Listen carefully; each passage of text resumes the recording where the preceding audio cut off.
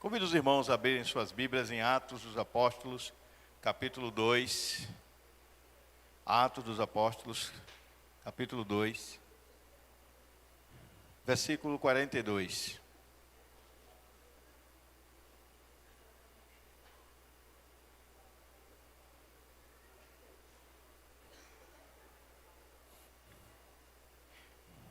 Diz assim a palavra do Senhor: E perseveravam na doutrina dos apóstolos, e na comunhão, e no partir do pão, e nas orações.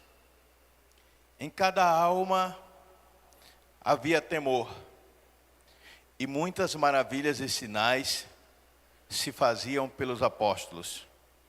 Todos os que criam estavam juntos e tinham tudo em comum. Vendiam as suas propriedades e fazendas e repartiam com todos, segundo cada um tinha necessidade.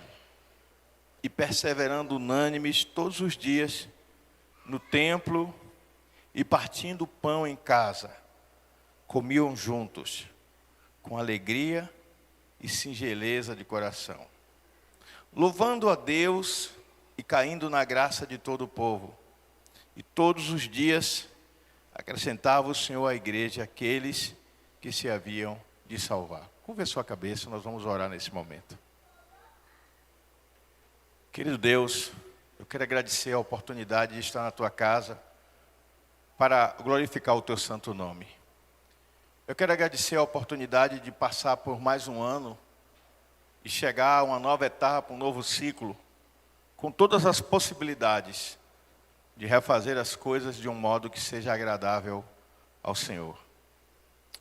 Eu quero te pedir, meu Pai, em nome de Jesus, que o Senhor me ajude a voltar cada dia mais ao primeiro amor, ao início de tudo, àquele amor que levou não somente a mim, mas a cada irmão que aqui está, a se apaixonar por Jesus em um determinado momento da vida e abandonar tudo por amor a Ele.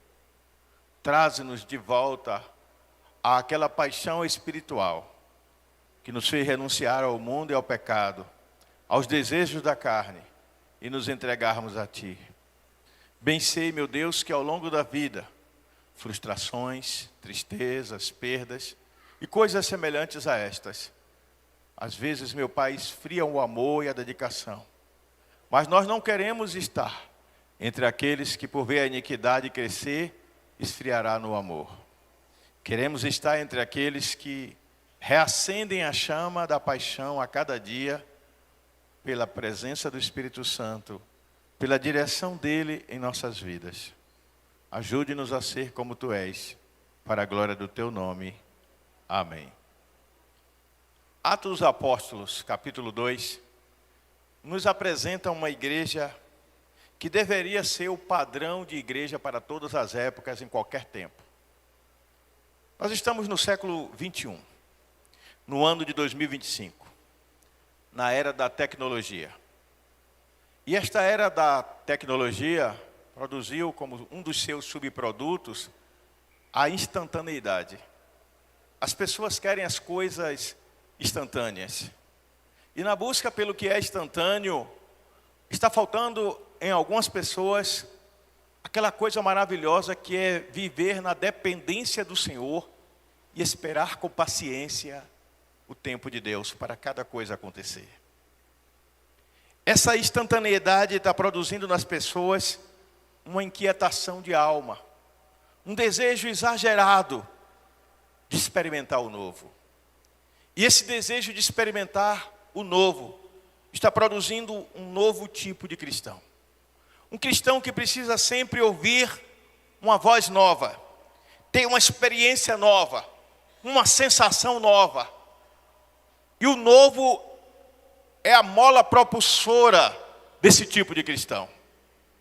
Ele se move por falsas profecias que exaltam o homem e o colocam no centro da história,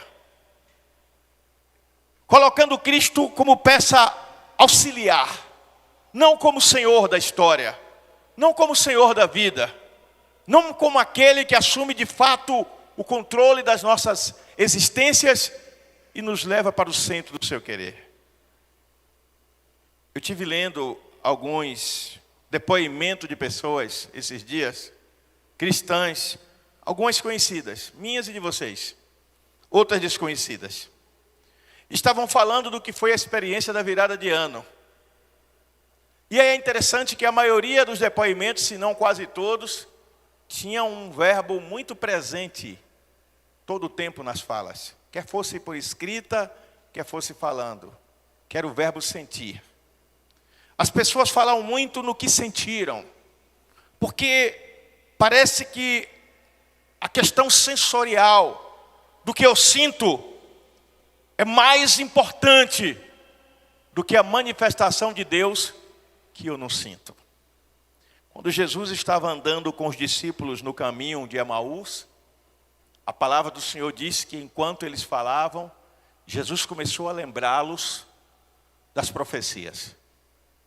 E à medida que Jesus ia falando, eles iam tentando rebater Jesus, e Jesus ia explicando as profecias, até que chegou ao lugar onde eles estavam se dirigindo, ao local para onde eles estavam indo. Emaús era uma vila a uns 11 quilômetros de Jerusalém.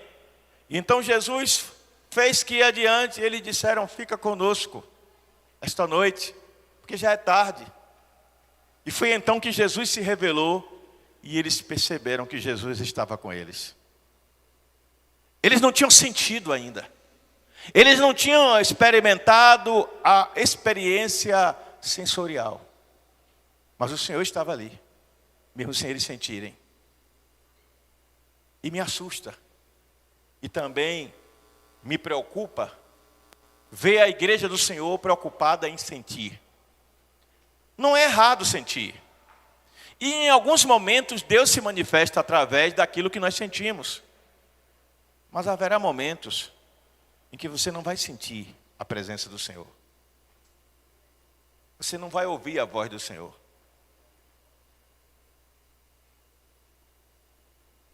Porque o problema não está no Senhor. O problema vai estar em você. E o Senhor quer nos educar espiritualmente para que experimentemos algo que seja uma manifestação do seu espírito falando com o nosso espírito e não falando com a nossa emoção. A palavra do Senhor diz que o Espírito do Senhor testifica com o nosso espírito que nós somos filhos de Deus.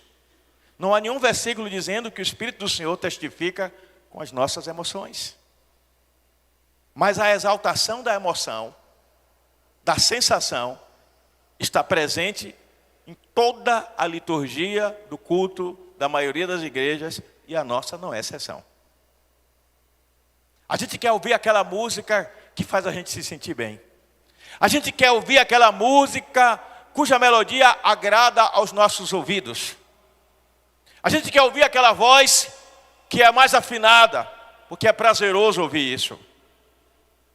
Não há nada de errado em exercitar a voz, treinar o uso de um instrumento, em se deixar usar por Deus de uma maneira tremenda e sobrenatural, no talento natural que Ele lhe deu. Não há nada de errado nisso. O errado é quando isso se torna a coisa mais importante. A razão de estarmos em um lugar, a razão de nos reunirmos, a razão de cultuarmos. Eu recebi um vídeo, não faz muito tempo, de uns irmãos na África. Eles não tinham um único instrumento no culto. Eles só tinham as mãos e umas latas, panelas, e eles improvisavam. Não era bem um templo, era uma construção de varas coberta de palha, uma choupana. Mas havia tanta alegria naqueles irmãos adorando o Senhor, que só em assistir era contagiante. E eu fiquei me perguntando, por que que hoje a estrutura vem na frente da essência? Por que que hoje a aparência é mais importante do que a essência? É simples. é porque nós estamos perdendo a referência. A nossa referência está baseada numa palavra que foi destrutiva pela forma como ela foi introduzida no meio cristão nos últimos 30, 40 anos. Essa palavra, ela evoca o que é bom, mas a forma como ela foi deturpada trouxe prejuízo para a igreja de Cristo. É a palavra excelência. O que é excelência? O que é excelência no mundo espiritual? Excelência no mundo espiritual é aquilo que é visível aos olhos e palpável com as mãos, aquilo que é audível, porque o mundo também tem excelência. O mundo, quando quer produzir alguma coisa bem feita, ele faz bem feito. Ele faz um show bem feito. Ele constrói um prédio bem feito. Ele produz um evento bem feito. Então a excelência não pode estar vinculada necessariamente ao que é aparente. Isso é bom e é necessário, porque para Deus temos que dar o melhor. Mas o problema torna-se real quando isso se torna a coisa prioritária. O que é que me move? O que é que torna atraente a vida de Ernesto na vida de Vanúbia? É porque ele se veste bem? É porque ele tem uma barba charmosa, um cabelo grisalho que atrai? É porque ela o acha bonito? É porque ele olha para ela e fisicamente ela corresponde ao tipo de mulher que ele quer? Num primeiro momento foi isso que atraiu. O que levou Marques a casar com Eutânia? Ele olhou para ela, ela foi agradável aos seus olhos. Bem-vindos entre nós. O que levou Eutânia a casar com Marques? Ela viu nele alguma coisa que o tornou atraente. O que levou Nilza a casar comigo? Desespero ou não? O que leva você a ser atraído por uma coisa que você vê e deseja e faz de tudo para obter? São fatores intrínsecos.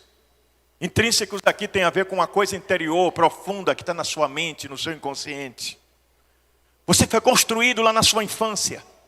A pessoa que você é foi construída na infância e foi consolidada ao longo da vida.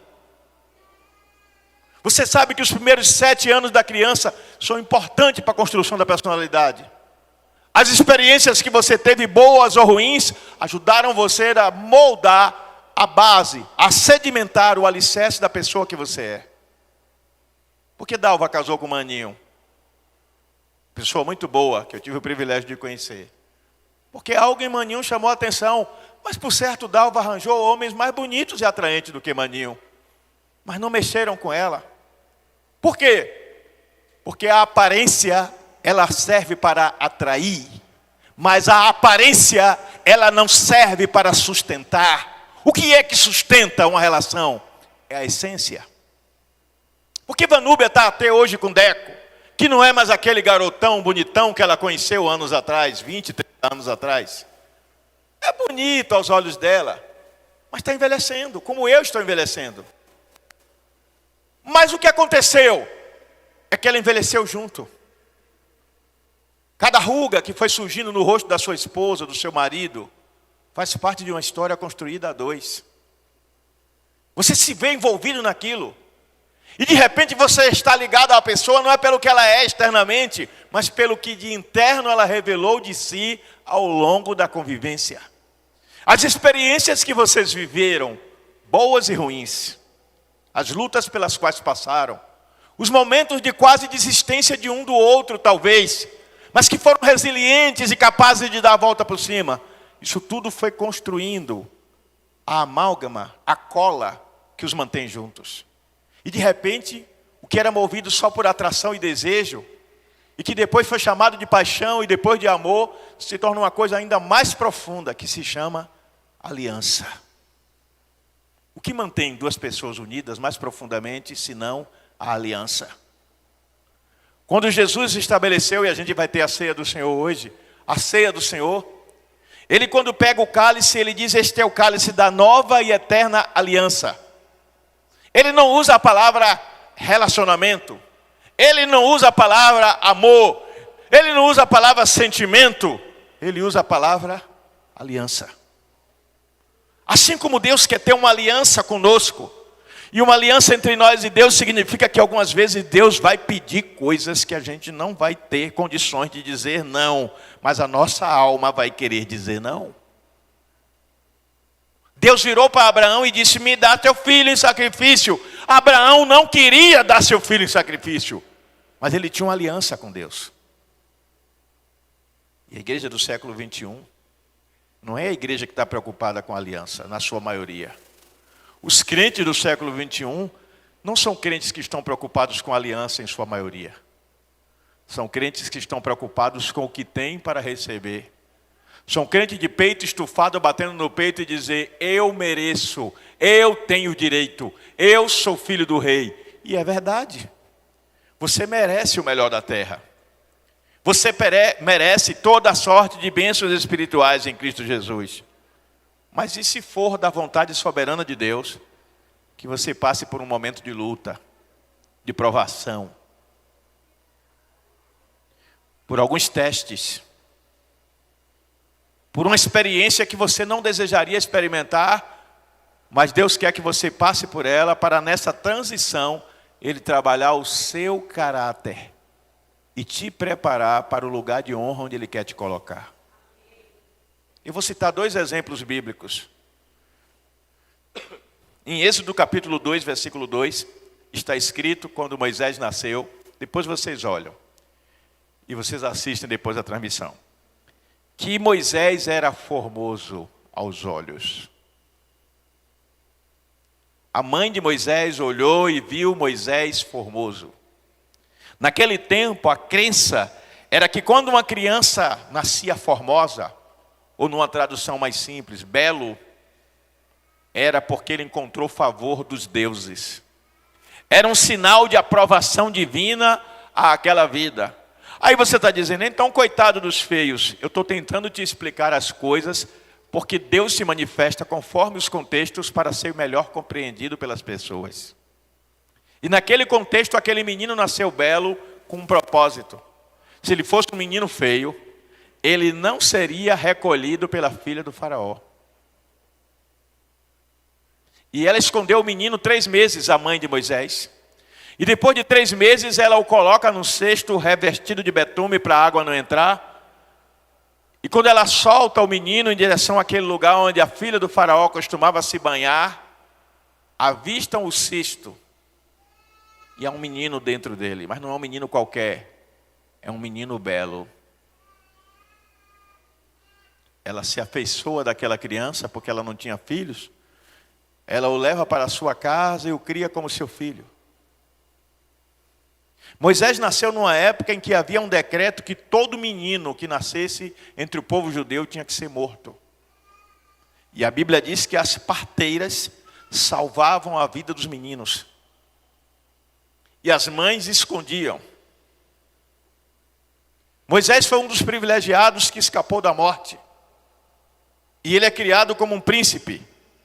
E eu fico imaginando se Moisés tivesse consciência real, plena da sua existência. E dissesse a ele: Moisés, você quer viver lá entre os seus irmãos judeus, sendo escravo, carregando pedras, ajudando a construir as pirâmides, fazendo tijolos, apanhando quando desobedece às ordens, no sol escaldante, trabalhando do amanhecer do dia até o entardecer?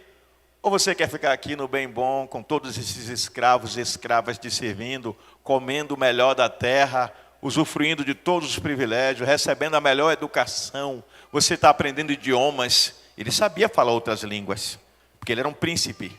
Você está aprendendo sobre arte da guerra. Você está recebendo treinamento militar.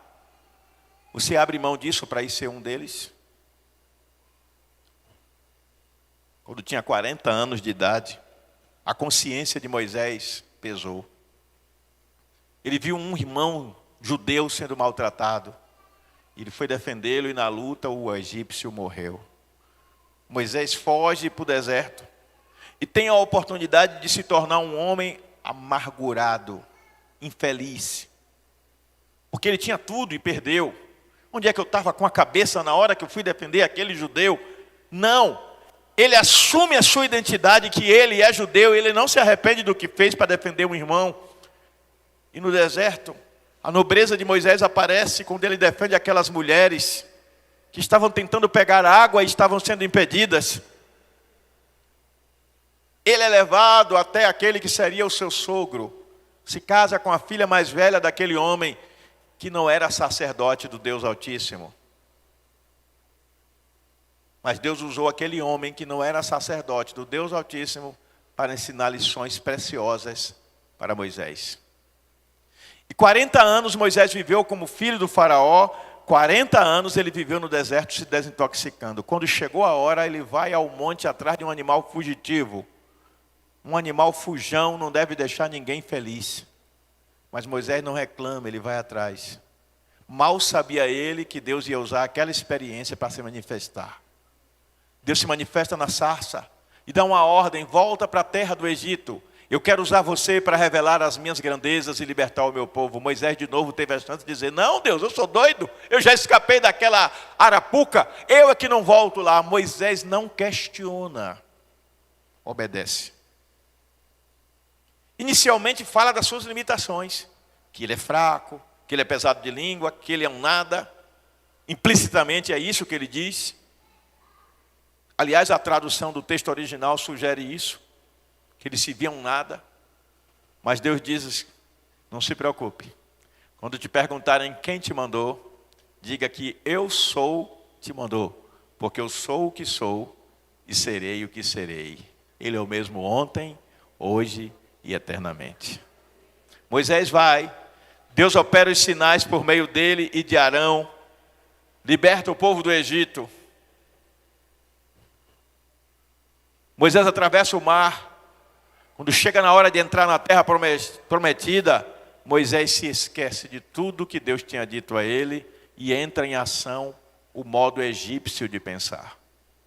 Ele manda espiões que trazem um relatório de que a terra é boa, mas os homens são gigantes, e ele começa a ver que é difícil invadir aquela terra. Moisés começa a questionar o poder daquele que o sustentara até ali. Mas Deus, que é rico em misericórdia, ele ainda liberta aquele povo através de Josué, mas Moisés não entra na terra. Tempos antes, Deus tinha dito: fala com a rocha, e ele bateu na rocha, e a rocha representa Cristo. Deus está dizendo à sua igreja hoje, que em tempos difíceis, ele se manifesta de maneiras estranhas. Em situações difíceis, ele nos pede coisas difíceis. Mas ele não está preocupado se a coisa é difícil ou fácil, porque ele é o Deus dos impossíveis. O que ele está preocupado é saber o quanto somos obedientes à sua voz. Outro exemplo, viveu antes de Moisés, José.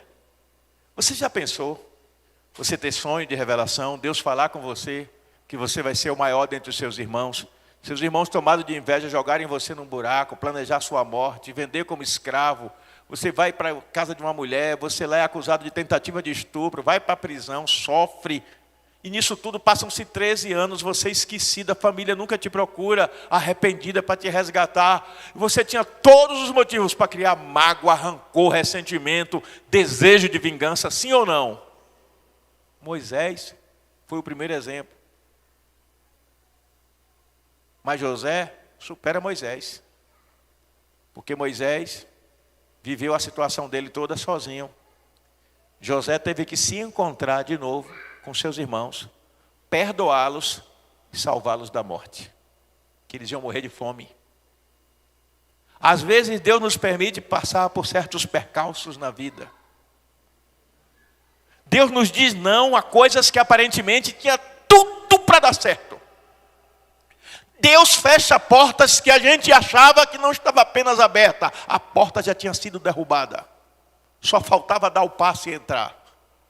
Deus não nos deixa adentrar em territórios que achávamos que seriam nossos. Deus não nos deixa alcançar conquistas que pareciam fáceis. Deus não nos deixa tomar posse de coisas que achamos que são nossas. Porque Ele é Deus. Ele é soberano. Ele é Senhor. E você existe para servi-lo e agradá-lo. E se não for para isso, para que eu e você servimos? O servo inútil disse: servo inútil que eu sou. Nada fiz além do que mandou o meu Senhor.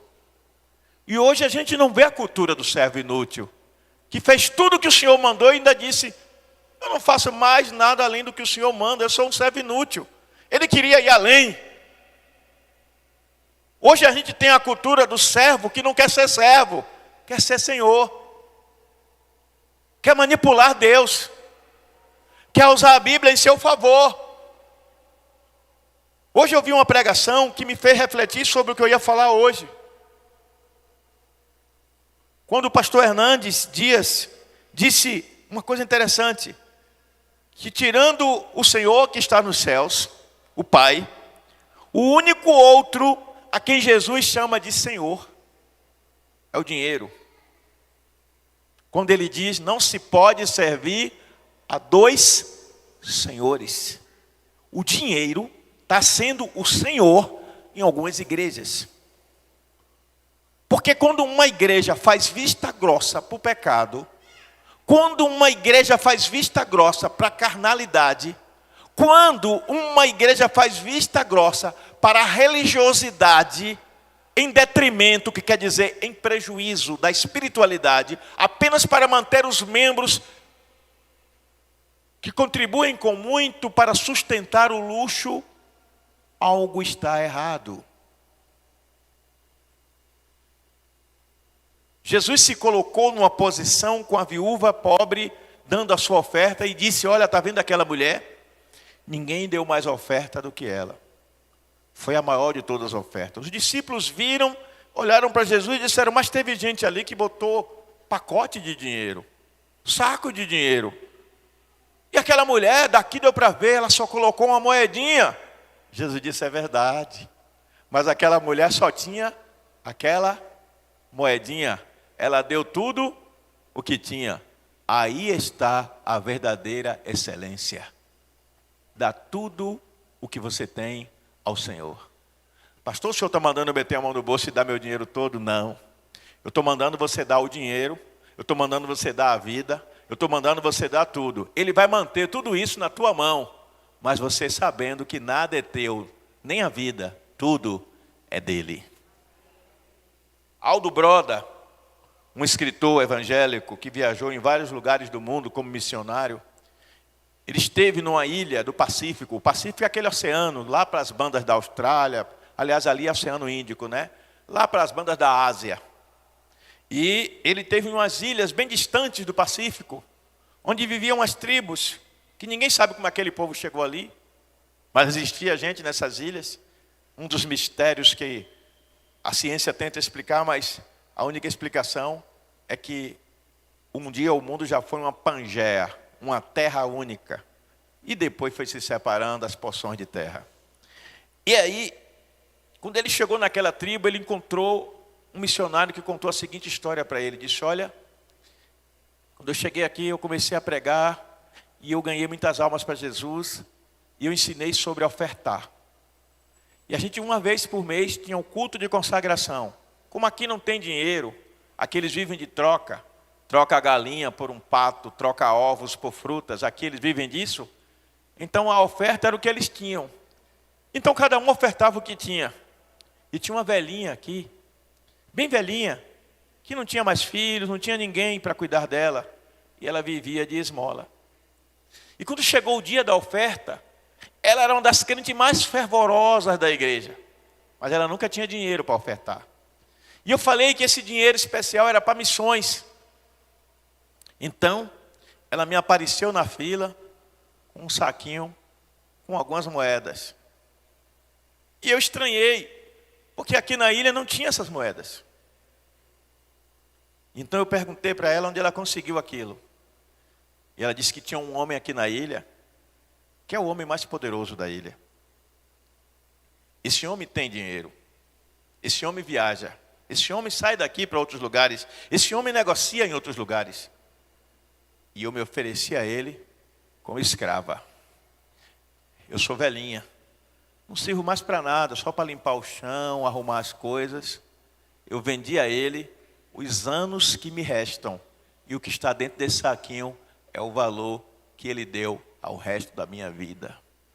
E eu ofertei tudo ao Senhor. Aldo Broda conta no seu livro, Mordomia e o Desafio de Missões, que esse foi o exemplo mais lindo, mais belo que ele já viu até hoje, de entregar tudo. Ela vendeu os anos que lhe restavam. Quanto você vale? Quanto vale a sua vida? Vamos imaginar que eu estou com 58 anos, eu fosse abordado e alguém dissesse assim: Teobaldo, você quer dar um conforto para Nilza, para Felipe, Vitória, Bento, sua mãe e todos os outros? Sim. Me venda o restante da sua vida. E eu dissesse: mas eu não sei quantos anos eu ainda vou viver. Pode ser 1 ano, pode ser mais 40, 50 anos. Me venda sem saber quantos anos são. Eu te pago 100 milhões de dólares pelo resto da sua vida. E esse dinheiro vai para a conta da sua esposa, do seu filho, do seu neto. Eles vão ter uma vida boa, mas você vai me pertencer para o resto da vida. Eu iria? O que é que vocês acham? Você iria? Você se venderia, Júnior, por 100 milhões de dólares para dar uma vida boa para sua esposa e seus filhos? Seus netos?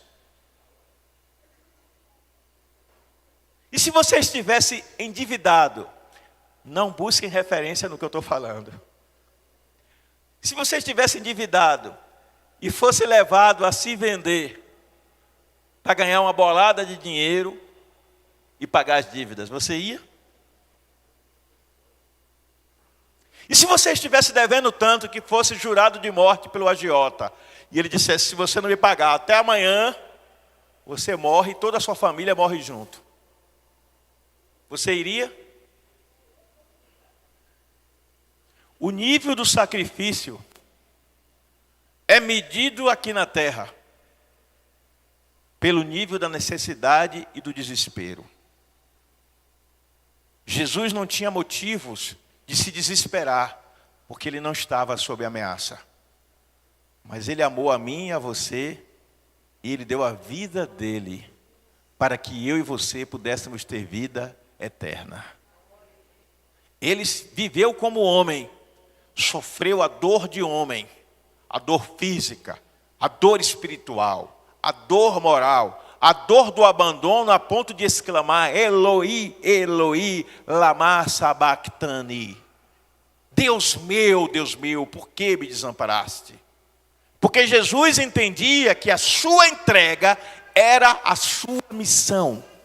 E pela sua entrega viria a redenção. Ele sabia que após a dor e o sofrimento viria a ressurreição. Eu e você também sabemos: depois da morte segue-se o juízo. Hebreus 9, 27. Eu e você sabemos que os mortos ressuscitarão. 1 Tessalonicenses 4, de 1 a 11. Eu e você sabemos que os vivos serão transformados e arrebatados. Eu e você sabemos que somos herdeiros dos céus em Cristo Jesus. Eu e você sabemos que somos templo do Espírito Santo, morada do Deus vivo. Eu e você sabemos que aquele que está em nós é maior do que aquele que está no mundo. Então, por que nos tornamos às vezes tão egoístas e a gente vai para a igreja que pode nos oferecer o melhor conforto?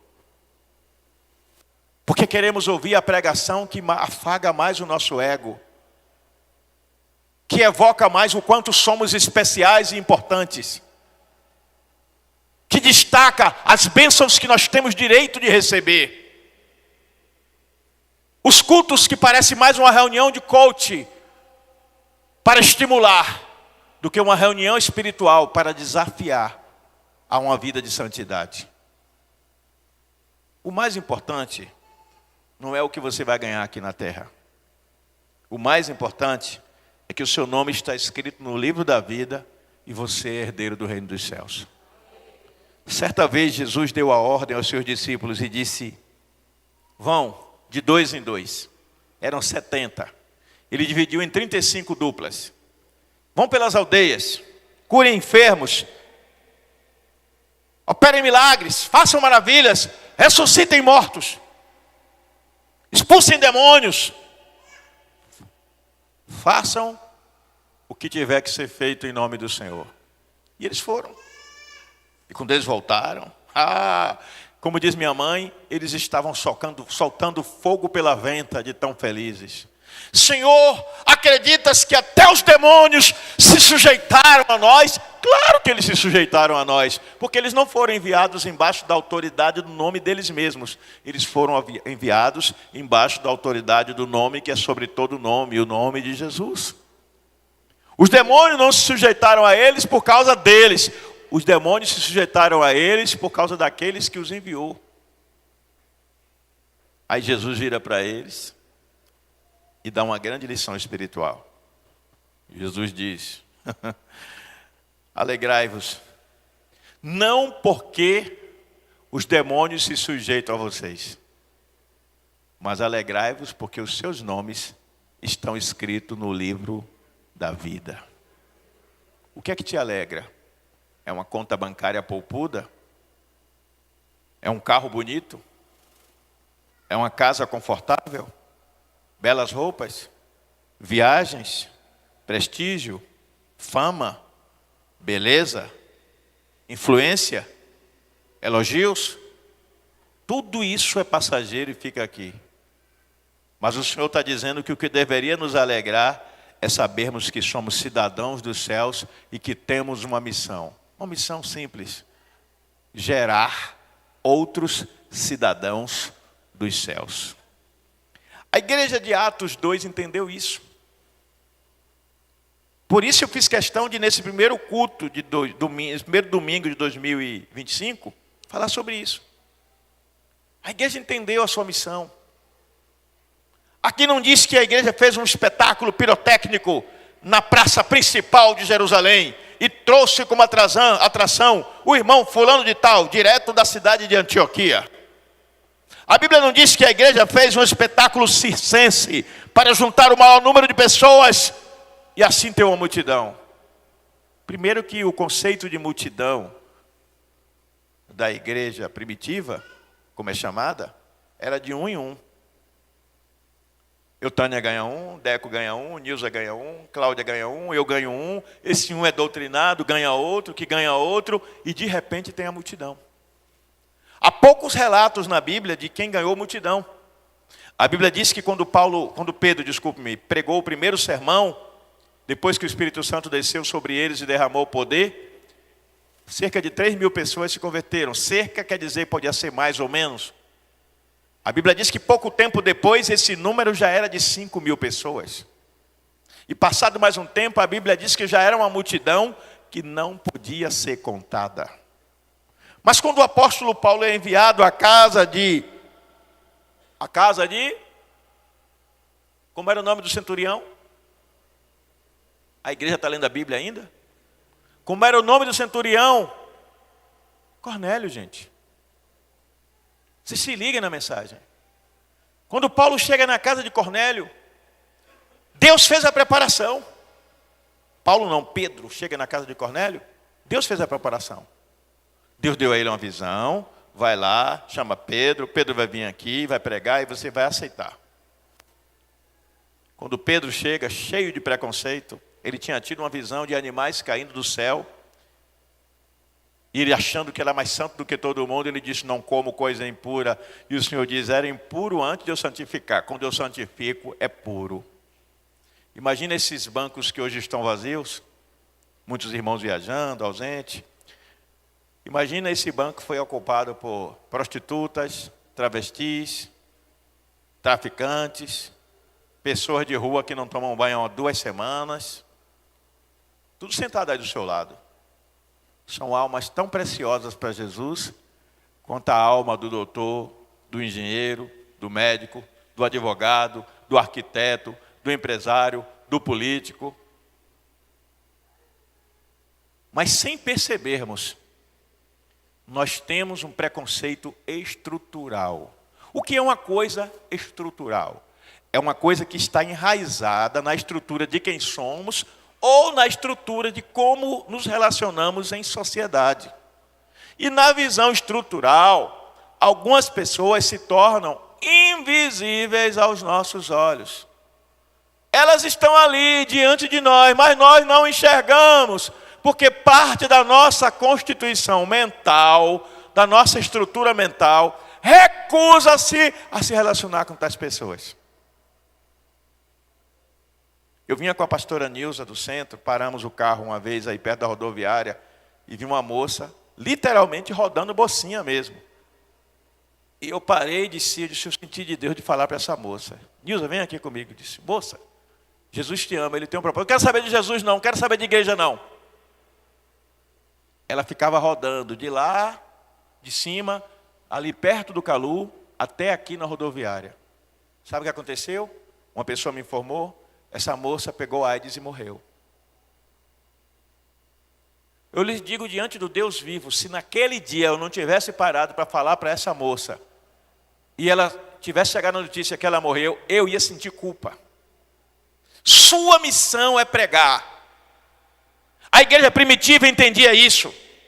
Por isso vivia a comunhão nas casas e testemunhava com a vida e com o partilhar do pão, suprindo a necessidade dos mais pobres. A Bíblia não diz que eles só distribuíam o pão com quem era da igreja. Não, eles distribuíam o pão com quem tinha necessidade. Nosso irmão Miller, com a sua equipe, tem feito um trabalho lindo com o Ame Mais, socorrendo as pessoas em situação de rua. Mas essa missão não é só de Miller e da equipe, essa missão é de todos nós.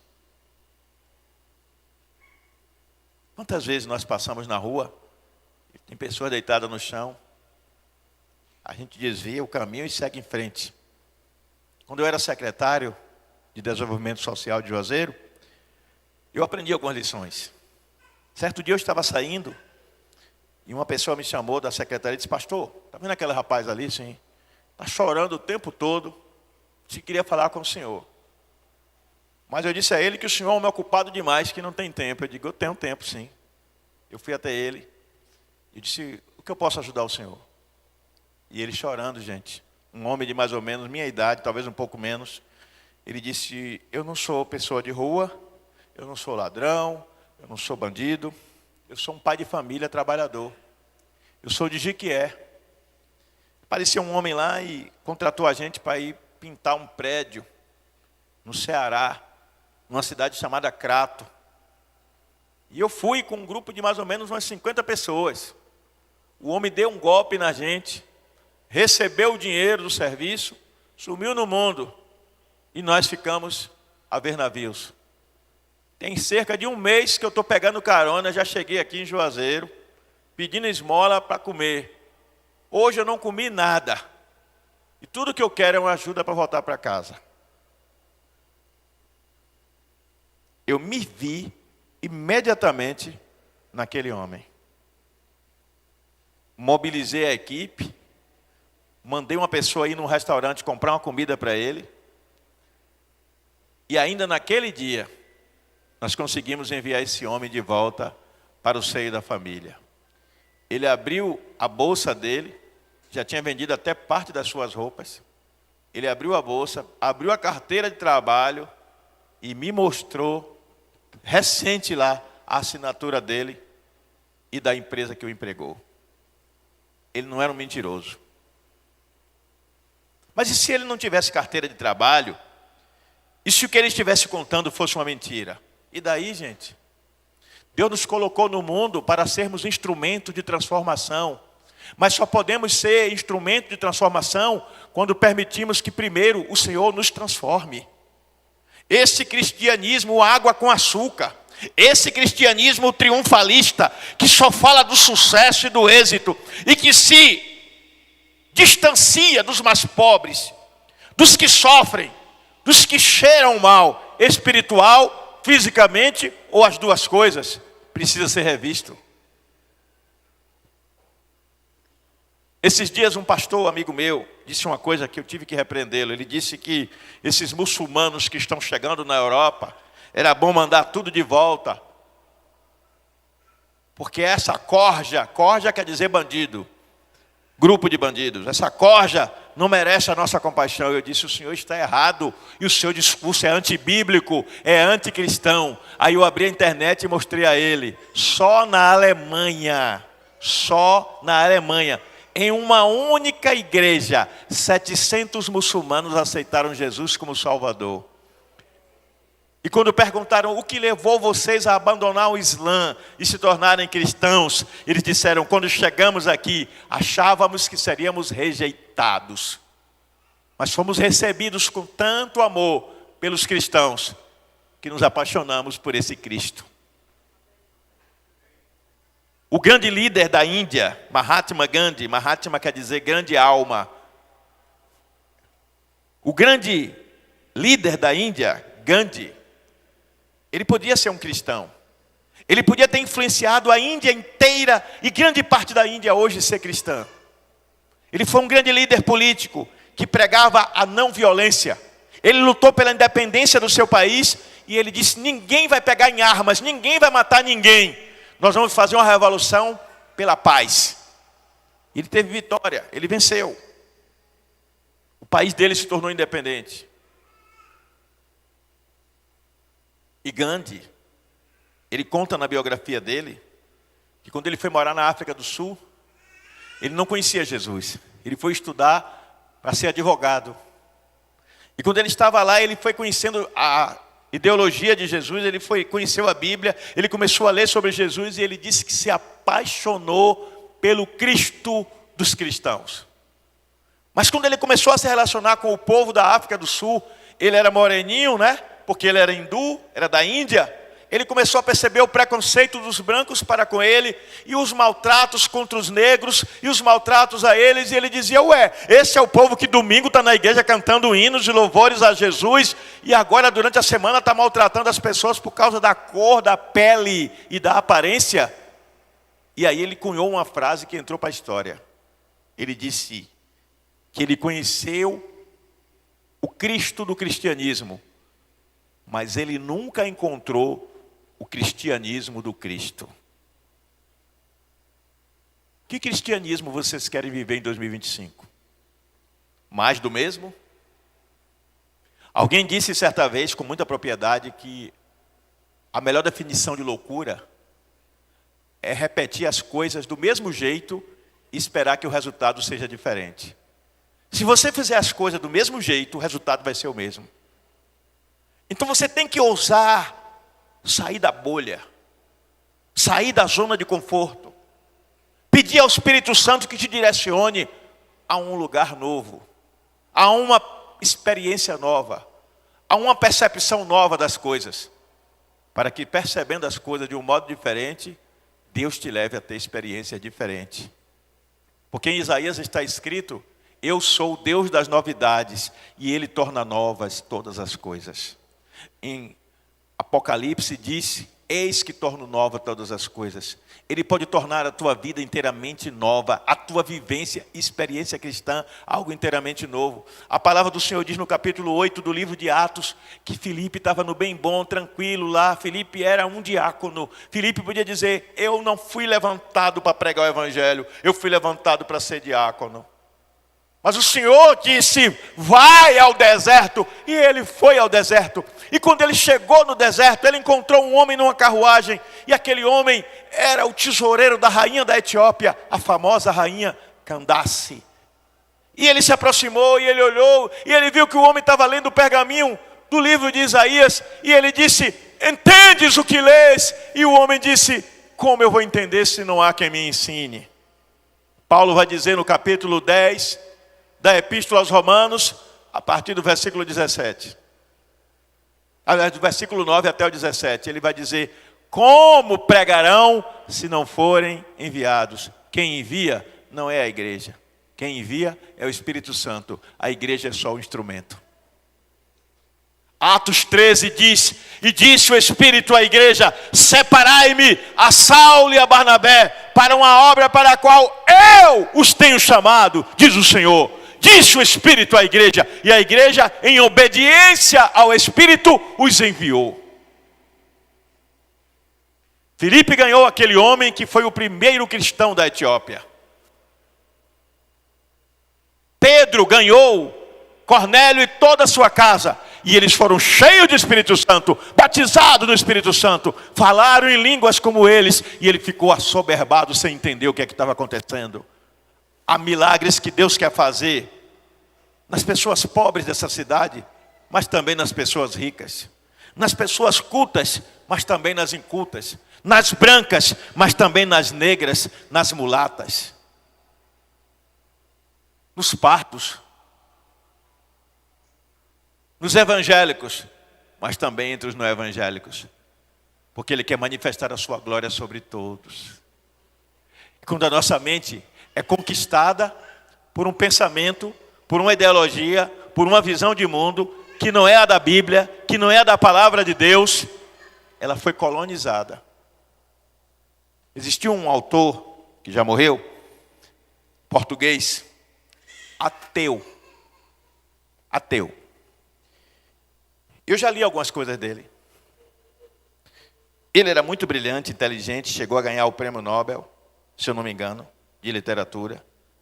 Tinha umas ideias anticristãs, mas tinha umas coisas que ele falava que sempre me fizeram pensar. E uma delas, o nome dele é José Saramago. E uma das coisas que ele disse foi que toda mente que se deixa conquistar por outra mente é uma mente colonizada. Eu quero te dizer esta noite que eu peço todo dia ao Espírito Santo que a minha mente seja colonizada por Jesus Cristo. Porque se ele disse que toda mente que é conquistada por outra mente é colonizada, então ele está 100% certo à luz da Bíblia, porque Paulo disse que o cristão tem que ter a mente de Cristo, ou seja, não penso mais eu, Cristo pensa por mim. E tudo que você faz é resultado daquilo que você pensa.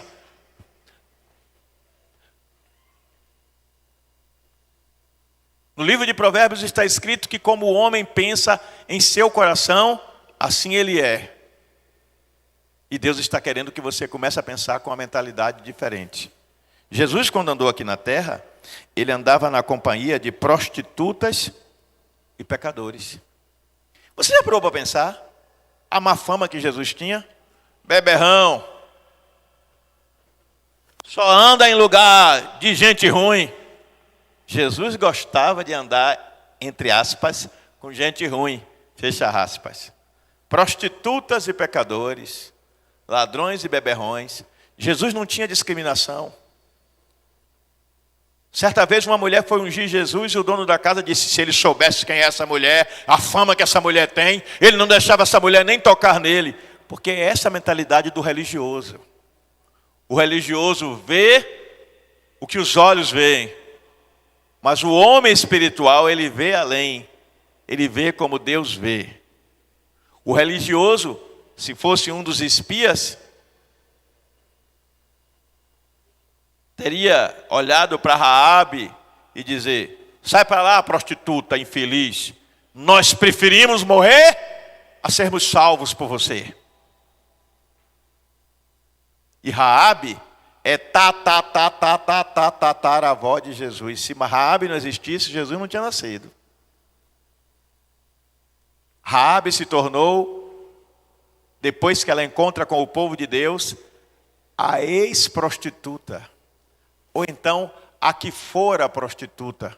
Porque quando o Senhor entra na vida, o indivíduo era, ele não é mais. Ele morre para que a nova criatura ressuscite. E se você não tiver essa visão, você não vai alcançar a sua família. Você não vai alcançar a sua vizinhança. Você não vai alcançar as pessoas cujo desafio Deus colocou para você. Eu fico imaginando uma professora, tem algumas professoras aqui, né? Professoras, sala de aula, tá difícil, não tá? A rebeldia dos alunos, cheio de direitos. A aluna ameaçando o professor. Esses dias um professor me contou que uma colega dele estava assustada, que não queria mais ir dar aula, porque foi ameaçada por um aluno. Porque ela contestou algo do aluno e ele não gostou. Aí alguns professores começam a fazer de conta que não estão nem aí, vai lá só pelo salário. Perde a visão da vocação. Quem está de fora julga. Mas quem está dentro é que sabe o perigo que está correndo. Aí você vê leis e decretos surgindo para proteger quem é bandido. E cada vez criminalizar quem é cidadão de bem. E você diz assim, meu Deus, onde vamos parar? Gente, nós estamos vivendo os últimos dias da igreja. Eu creio firmemente nisso. Então quem é santo se torne mais santo. E não tenha a sua vida por preciosa. Não se exponha ao risco desnecessário. Mas não tenha a sua vida por preciosa. Cumpra o chamado que recebeu do Senhor. Com sabedoria e prudência, mas cumpra o chamado. A Bíblia diz que essa igreja extraordinária, ela perseverava na doutrina, ela perseverava na comunhão, ela perseverava no partir do pão, ela perseverava nas orações. Era uma igreja que vivia a plenitude da espiritualidade. Porque a plenitude da espiritualidade não está somente na experiência cultica. O que é experiência cultica? É isso aqui. É o cântico, a oração, o louvor, a pregação, a experiência cultica, o ritual do culto. Era uma igreja que vivia a experiência de ter Jesus em sua vida lá fora. E aí eles foram além. A Bíblia diz que eles foram tomados de temor. Desculpe-me. A Bíblia vai dizer que o temor do Senhor é o começo da sabedoria. Você teme a Deus? O temer a Deus aqui tem a ver com respeito, com honra. Não tem a ver com ter medo. E esse temor é que leva ao verdadeiro amor. Porque não há verdadeiro amor onde não há respeito. A porta de entrada para o amor é o respeito. Filho não respeita pai se primeiro não ama pai se primeiro não respeitar. Marido e mulher não se amam de verdade se não se respeitarem. Nós precisamos entender que para nós termos uma manifestação real de amor, precisamos ter primeiro uma manifestação real de respeito. E a Bíblia fala disso quando a Bíblia diz que eu tenho que ter o meu irmão como meu superior. Quando eu olho para Júnior, eu posso dizer, eu sou melhor do que o Júnior. Júnior não é pastor. Eu sou formado em teologia, Júnior não é. E daí? Júnior podia ser um analfabeto de pai e mãe. Júnior podia viver de favor. Júnior podia não ter mulher, não ter filho, não ter ninguém. Depender inteiramente da misericórdia dos outros. Mas a alma que está em Júnior é preciosa. E se ele é crente, ele é meu irmão em Cristo Jesus. Eu posso morar na maior mansão do mundo. Ele é igual a mim aos olhos de Deus. Enquanto esse nível de compreensão espiritual não brotar no seio da igreja, vamos ser uma igreja discriminatória sem nem percebermos. Diga misericórdia. Eu quero desafiar vocês, neste ano de 2025, a vivermos experiências novas.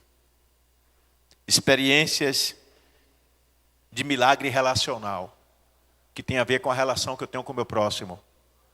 E quem é o meu próximo? É aquele que Deus põe em meu caminho. Experiência de vivência sobrenatural na autoridade de orar. Ontem eu fui ao dentista.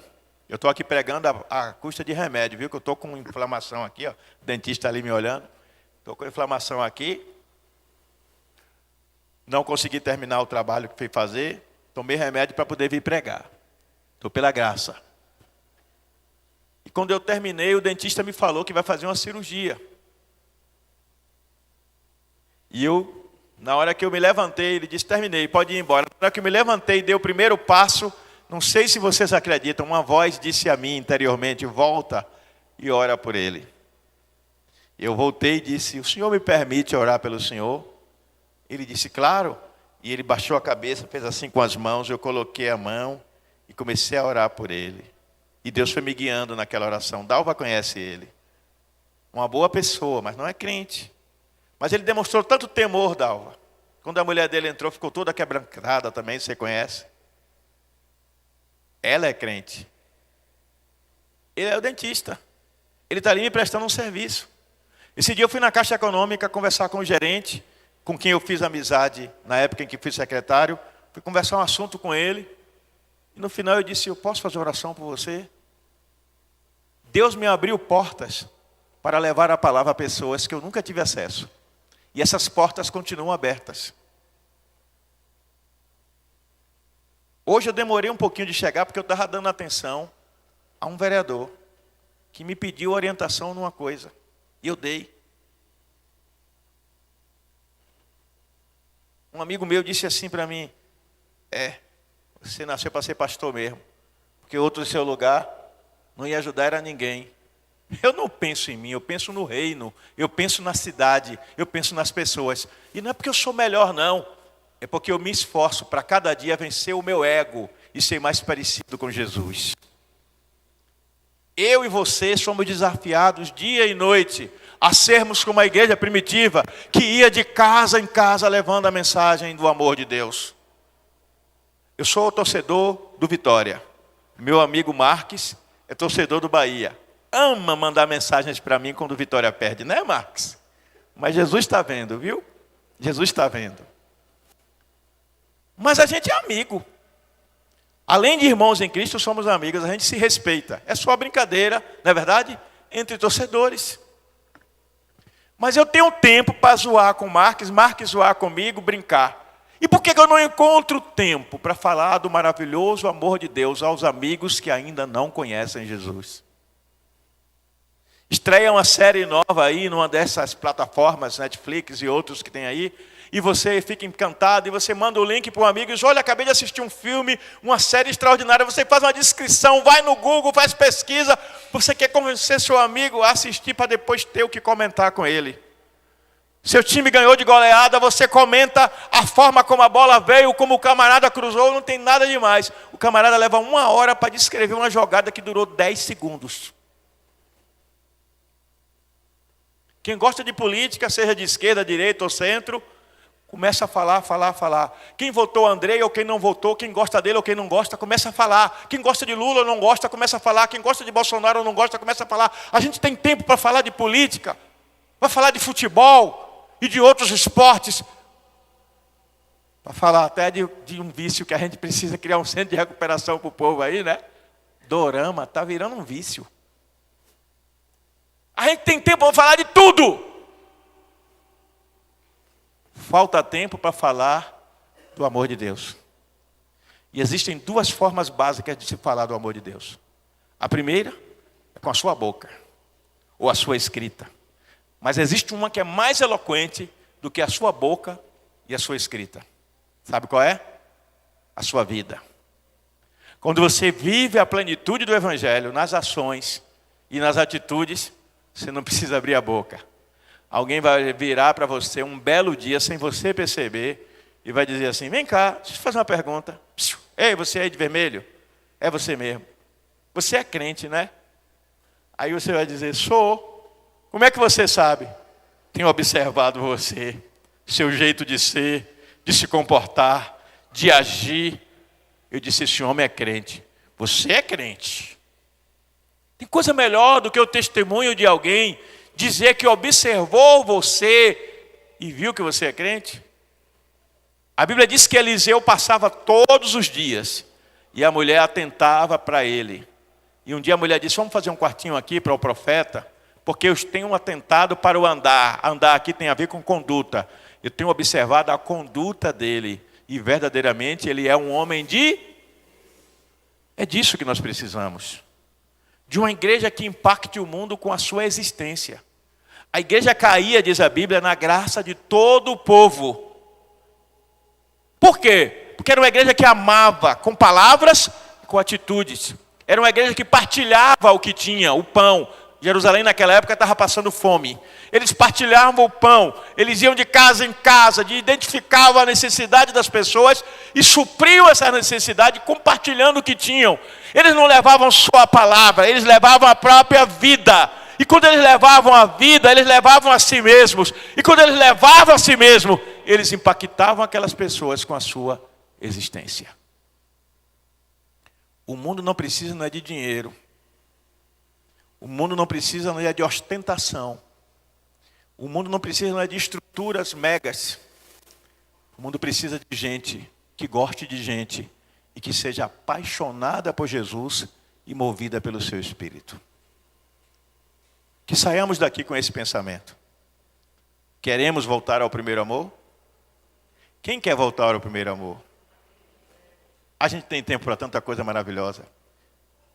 Tem pessoas que têm 30 dias de férias e não pisam o pé na igreja um dia das férias. Some. Vai viajar, passear. Eu não estou preocupado se a pessoa se ausentou por 30 dias do templo. Ela pode estar precisando mesmo desestressar. Mas eu me preocupo é se ela se ausentou 30 dias de Deus. Isso é o que me preocupa. Porque há pessoas que o único momento em que tem uma experiência com Deus é quando adentra por aquela porta. E quando sai por aquela porta não tem mais vivência nenhuma. Não lê a palavra, não medita na palavra, não ora, não adora, não busca a face do Senhor, a não ser nos momentos de desespero, e muito menos testemunha do seu maravilhoso amor. Entenda uma coisa de uma vez por todas. Se você é crente, você não se pertence mais. Você é propriedade do Deus vivo. E você existe apenas para o louvor da glória dEle. A sua existência é dEle. Você se move pela vontade dEle, que através do seu Espírito te levará, te conduzirá ao lugar aonde Ele quer que você vá e te fará ser usado da maneira que Ele quiser. Aceite isso e você vai experimentar algo extraordinário neste ano de 2025. Fique de pé.